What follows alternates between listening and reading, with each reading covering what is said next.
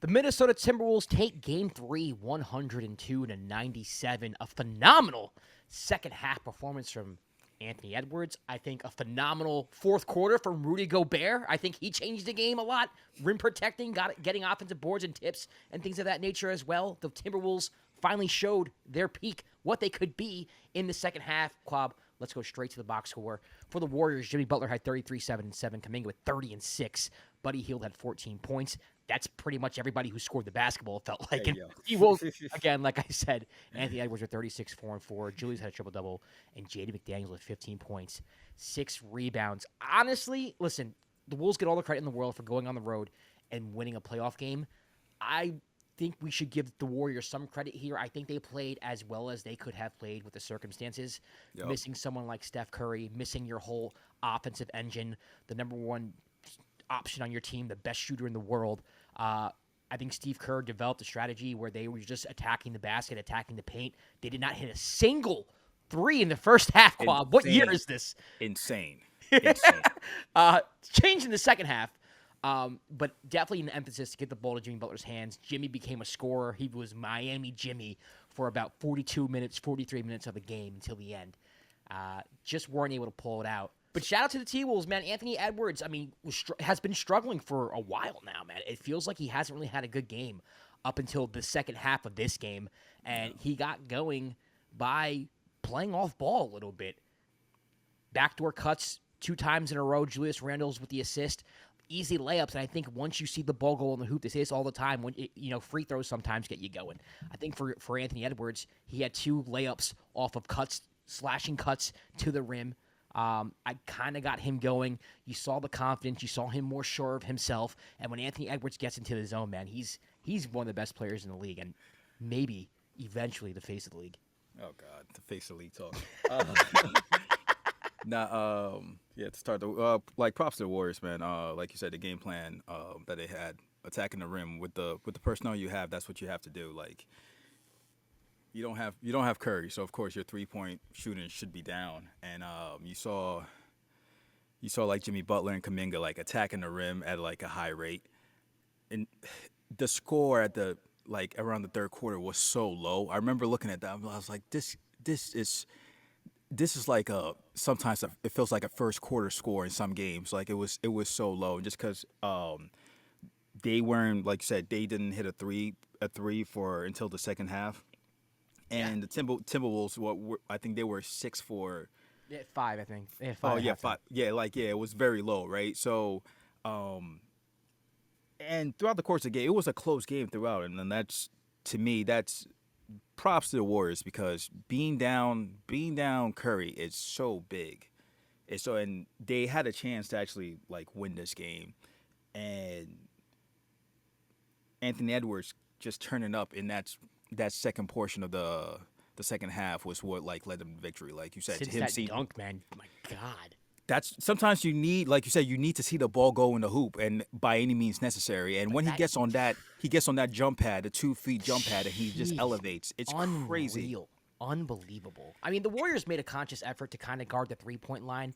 Yeah. A lot of the times, the Wolves would get into the paint, and the Warriors would not even help. It would just kind of one-on-one in the paint. If Julius Randle, for instance, hits a tough fadeaway from 14 feet out, we'll take it. We're just not going to let Jaden go off from 3. We're not going to let Nasri go off from 3. We're not going to let the T-Wolves have a field day from 3-point range. It seemed like the Warriors were content in making this more of like a 90s style basketball game, where it's like, we'll trade 2 for 2s. Which was what it became, and but having Julius Randle being able to post up and score was a big factor. Like he had an excellent game. I think the Timberwolves have shot very poorly from the 3-point line. Like the first game, they shot poorly. This game, it wasn't, like you said, they didn't shoot that well. They just end up hitting more than the Warriors. And again, the Warriors not having Curry is a big factor. Jimmy Butler having 33 points, great, but they needed more. Which is they needed 40 from him. They need at least. Kuminga gave him 30. Which was Which again, I've been saying this. Again. Why Talk is about he? it. Why isn't he Talk playing about it. more? I was waiting. It's I was gonna crazy set to you me. up. It's crazy. I was You gonna would set need you up. scoring. Even with Curry on the floor, you need scoring. Someone like Pods today. Pods was awful today. I think he was 1 for 10 today. Yeah. Didn't do anything. Buddy Hield didn't get going to the second half. Outside of Buddy Hield, Kuminga and Butler were just by themselves, it felt like, for the whole game. For the whole game. And there I was think no help whatsoever.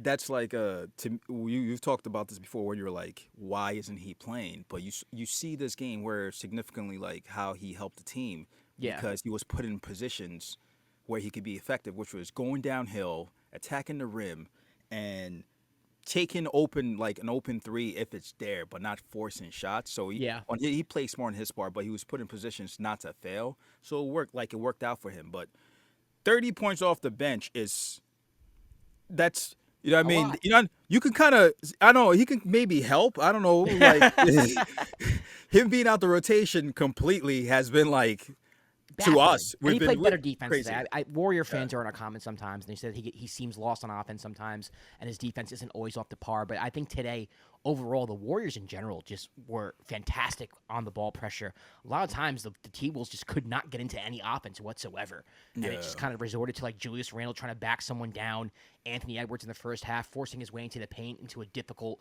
layup or a short contested two. And like I said, the Wolves, for whatever reason, sometimes it was because the Warriors weren't helping out. They were kind of like staying. But there were times, too, where the Warriors just like, they did collapse on the paint, especially when it was Ant. And Ant did have Jaden in the corner or Neil Alexander-Walker in the corner. And he just decided not to pass it out. The T-Wolves, to me, today, for the most part, up until the end when Anthony got hot, they didn't really move the ball at all, except for this one portion in the second quarter when Nasri hit a couple threes. I think Jaden hit a three, Julius hit a three. They hit like 4 threes in a span of like 3 minutes. And that's because they were driving, kicking, and moving the ball around the perimeter. But they didn't really do that throughout the game. It was a really ugly game. The Warriors mucked it up, and that was the only way I think they could have won the game. So shout out to them for doing that, but also shout out to the T-Wolves and specifically Anthony Edwards. Julius was up and down. It's just a Julius Randle experience. It's a typical Julius game. Yeah, you're gonna get like those tough and ones. You're also gonna get like a maddening turnover, and you're gonna get shot clock violations. Two shot clock violations. That's what you're gonna get. But Rudy was huge too. You know, Rudy. I think they were attacking the paint, especially when he was out.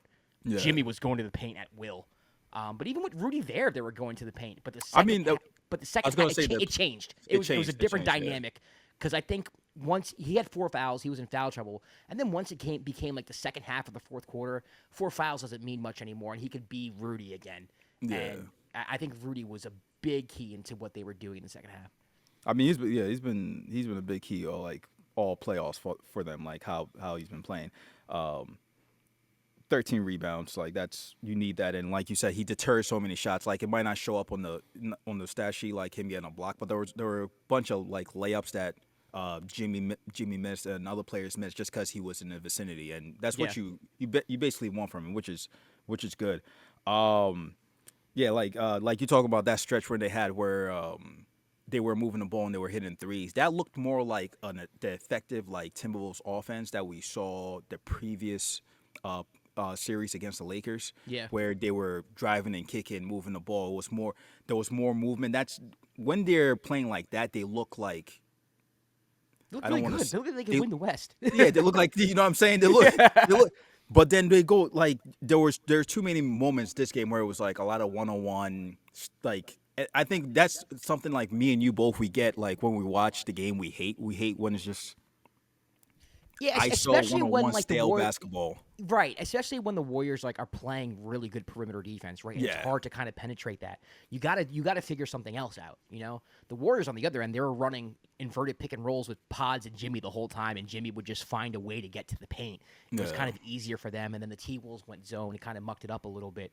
But for the Warriors, it was just they were not allowing anyone outside of Anthony Edwards, because Anthony Edwards is phenomenal and he can get to the paint, but they weren't letting anybody in the paint. And when they got into the paint, you know, they were pretty much men at the rim, and everything was contested, everything was mucked up. So to me, I would like to see more ball movement from the T-Wolves. I think they have that in them. I think Dante has been bad. It pains me to say as a Knicks fan, but every time I've watched the T-Wolves, he's not had a good game. Their rotation seems to be better. I like Neil Alexander-Walker more than I like Dante in that role. I know they use Dante as a point guard, as a backup point guard to Mike Conley, but I don't know how he would fix that. I don't know what the other option would be there. But I think Dante's not playing as well as he did last year with the Knicks. Every time I watch Dante play, I'm kind of disappointed in him. I wonder how Wolves. You just want him back on the Knicks. That's all you want. I would love to have him back on the Knicks as someone how he played last year. You just want him back on the Knicks. That's all it comes down to. He hasn't particularly played like that kind of what's the right word I'm looking for? He was so lights out last year. Like he was ridiculous. Dante was like I think shot whenever he wanted to shoot. Exactly. Like he had the ultimate green light. There was like no restrictions whatsoever with him. Yeah. And I'm not saying I think there's more. He was more. He was probably more comfortable. Like he was more comfortable in that factors into it. But he's still been playing. I think he's still been playing well, like defensively, in moments. His shot, like he hasn't shot as much as he did on the Knicks as he does now. But that comes about opportunity also. Yeah.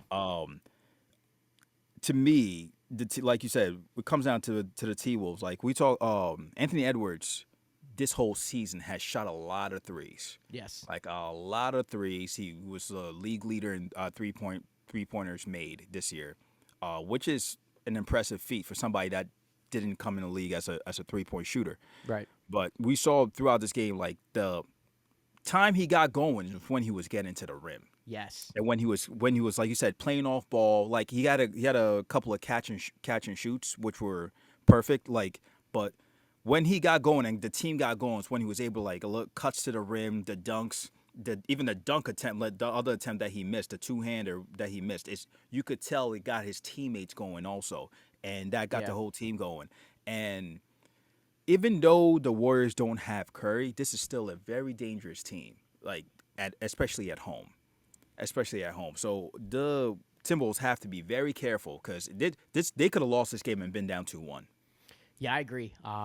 Game 4, if I'm being honest with you, though, I feel like this was the best shot that the Warriors were going to give them without Curry, if I'm being honest. I don't think going forward, I don't know how they're going to muster up enough offense. They got 30 from Kuminga today, man. 30. They're gonna need. I mean, they need Kuminga. They need Hield to go off for like 15 to 20. They need Potts to shoot better than 1 for 10.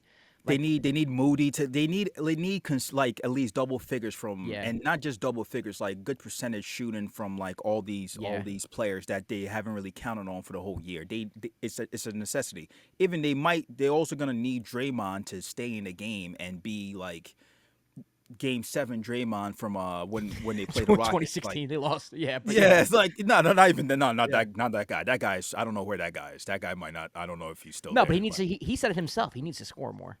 He does, but just tune up their aggression. Like I think he scored only 2 points. Maybe he was like 1 for 4. I don't know what it was like, but it's just you need everybody to be aggressive. I mean, they started off the game making sure that the first shot they got was Jimmy Butler off a pin down make sure. So that it's like there's no excuse, Jimmy. You're gonna have to shoot this game. It was kind of set in stone. Like we need you. You're gonna have to shoot this game. So you're gonna need consistent points and from everybody else for them to have a chance. Like I don't know. Like you said, today might have been your best chance, but I don't know. The way the Timberwolves have been so up and down this series. Yeah. I mean, I don't want to just kind of be like, Timberwolves got it.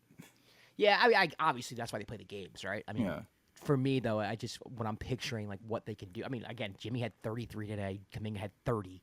The Wolves they didn't play well. They had a nice stretch in the second quarter, and at the end, Ant kind of put on the cape. You know what I mean? So for me, it's like you got a game from the Wolves where they played maybe their C+ game. You know, it wasn't fantastic. I mean, but again, the Warriors' defense is so freaking good that maybe they could muck it up again, and maybe it's another like knock them out, drag them out in the '90s type game. Who knows? To me, that's really their only shot. But we'll see. I got the Wolves in Game 4. Kwab, what do you have? I don't know, and that's what I'm sticking with. Yeah, like again to your point, like the Warriors defense is really it's really good. I think people don't really talk about the defense as much as they should, like Yeah. especially after they got Jimmy Butler. And another thing that helped with getting Jimmy Butler is the fact he gets to the free throw line so much. They're able to set their defense Yeah. when after he gets to the free throw line. That helps them out in the long run. Yeah, they're gonna have to muck it up. And hopefully we don't get like no more please. No, I'm tired of like the antics with like Draymond and shit. Like I just want to just play. Like today was fine. Like he did some You're of gonna the get it, fouls weren't Kwab, every fouls. day. It's coming every day. Oh my Every god, game. bro! Every game. Every game. Every time I see like a spread for the Warriors, like, oh, Warriors heard by 5. That's really 3 because Draymond's gonna get a couple tackles, maybe a flagrant foul. He's gonna give the other team 2 points. Flagrant. So, like they gotta stop, bro. Like please. Oh my gosh. Like I just want to say this. Draymond has been too important to that team, especially with them winning championships. Yeah. For this to become like now, this is his legacy is becoming this. Yes. Where like everybody's like, yo, Draymond's about to do some stupid shit. Like, and usually some stupid shit happens, which it shouldn't be the case. Right. Because he's one of the best defenders in the league, one of the smartest players in the league, and all that. And he is essentially the team's point guard most games. Yeah. And so he needs to be in the game. He's your offensive and defensive point guard, actually, when it comes down to it. So he needs to be in the game for them to have a chance. Yeah, so I don't know who wins the next game. I'm not, you know why I stopped making predictions? Because all my predictions have been wrong. Every single We're playoff not in the prediction. prediction business. We're not. In the Yeah, prediction. I'm out of the prediction business, and I just got a text message I want to share with you, and this how we're gonna end it, because you're gonna get annoyed after I read you this text message. It says Rudy Gobert is the Michael Jordan of tall mats. All right, that's gonna do it for. Was that Kizzo? No, it's Kofi. It's Jacoby Oh, said that. Kofi. Kofi said that. Betraying me. Oh my god. He is, said- though. That's not a lie. That's It's not a lie. It's not a lie. It's not a not a lie. lie. I started dying. He said that to me. I started dying. I was like, I got to share this. I'm gonna One share day this. we'll tell the story of Tall Matt. Oh my Good goodness. guy. Great guy. Good- I'll just leave it at that. Sure. I don't know. All right, listen, if you want to follow the Dime, you can ever at the Dime NBA. I'm Josh Rodriguez at Josh_Rodriguez_. He's Kwab at KwabKAS. I'm dying. We don't know Tall Matt's handles. I don't think he's on social media. Shout out Kofi, DJ So Sincere, best Yes, sir. DJ in New Jersey. Period. All right, we got the Happy Mother's Day to Happy Mother's Day. Yeah. Got the to everyone who has a mother. Yeah, we we all got moms. So like, shout out your moms, and whenever you guys watch it, if you watch this tomorrow, Yeah. God, I'm so awkward. But we do have the Nuggets Thunder tomorrow at 3:30 Eastern, and then the Cavs Pacers. We'll recap those games. We didn't recap the Knicks Celtics game because I, like a moron, took the train to the watch party, and we like to do these right away. So, yeah, it's a good time. It's a good time. It happens. It happens Yeah. too often. It happens. It happens too often. All right, everybody. We'll see you tomorrow. Peace.